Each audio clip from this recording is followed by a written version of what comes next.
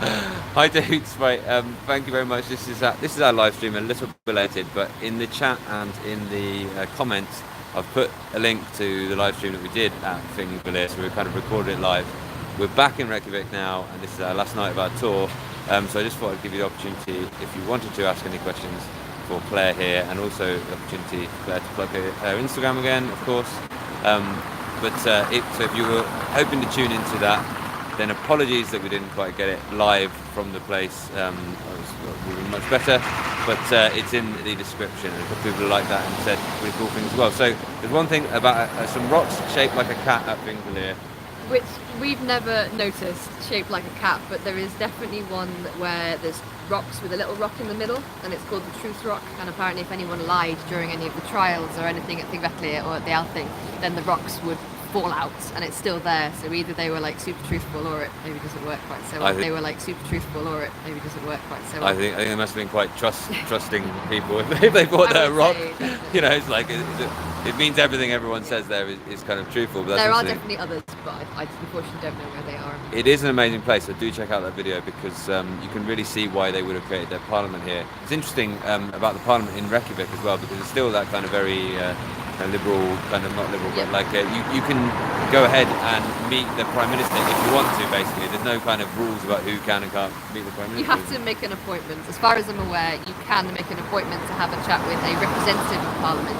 I don't know whether these days you can go and just see the Prime Minister, but as far as I'm aware, the security is not what it is at Westminster in the UK, for example.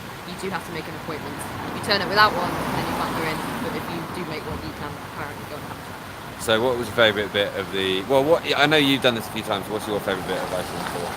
That's such a difficult question because each bit is obviously very, very different from the other bits. I think the wow bit for me this time, which is interesting because Jökulsárlón is obviously connected to climate change and people are going to see a natural phenomenon of all of the icebergs. But as we came over the ridge of the hill, there was a little bit of disappointment because our boat trips have been cancelled. Yeah, and then we came over the ridge of the hill, and it was just like, whoa, that is a lot of ice. And the whole scene is amazing compared to when I was there last time, when there was not any ice in there at all. For me, that was the wow moment, and all the ice on the beach. But the kind of flip side is that happening because of climate change, and that made it a little bit like, oh, this is actually collapsing much faster. But I think Geysir is my favourite place because it's the only place, one of three in the world. You can't see that anywhere else, really, and you can't see it erupting with such frequency anywhere else. So we did a little bit about pressure at Geysir, which is, like I say, you'll know what it is at Geysir. And the other one's in America, isn't it? Yellowstone National Park and Rotorua in New Zealand. Awesome. So if you've got any questions, then do ask them. We're not going to spend a lot of time on this because we're hungry. And so any questions for Claire? My best bit, I reckon that was incredible. Jökulsárlón is absolutely incredible. It is a long way away from Reykjavik, and if you ever come to Iceland, you'll probably stay in or around Reykjavik. But it is worth the travel, sort of 5 hours. We stayed in Vik there, so if you can, put in your itinerary a night in Vik. There's some lovely hotels there. It's a dark sky place. We've been hoping to see the Northern Lights. It hasn't happened yet because it's been kind of like this. Yeah. Not surprisingly. We did actually see them yesterday. briefly yesterday, but literally it was like a kind of white light in the sky for us because we were in Reykjavik, and light pollution means that you can't really see the dark sky, so you need to be in a dark sky place. But definitely Jökulsárlón if you wanted to go. I think you're right, I'm thinking about that. But I love the Secret Lagoon today. We didn't go to the Blue Lagoon because the Blue Lagoon is ridiculously expensive. I'm not really happy about the way they're trying to price out the school groups and everything, but they're being all fancy about it. But the Secret Lagoon is actually a natural hot spring, a natural swimming kind of bath, and it's the oldest one in Iceland. I believe it's been that.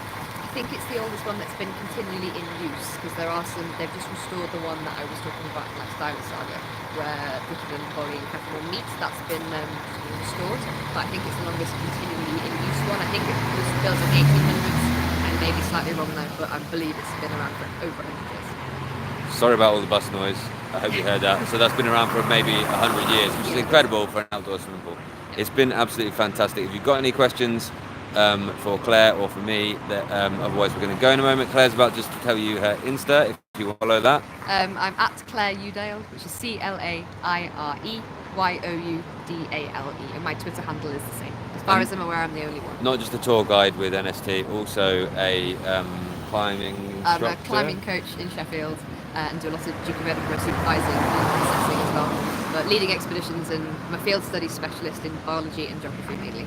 Yeah, and these are some of the best bits of my job, I think, is actually doing kind of outdoor education. Every time I do an outdoor education thing, I think I'm kind of jealous. I really want to be. I want to be you. I want to have your kind of lifestyle, and but it's tiring as well. I know that. Okay, and if you're not subscribed to Gorilla Physics, then do, because then you'll catch live streams as we gear up for exams. It'll obviously become a bit more focused on that.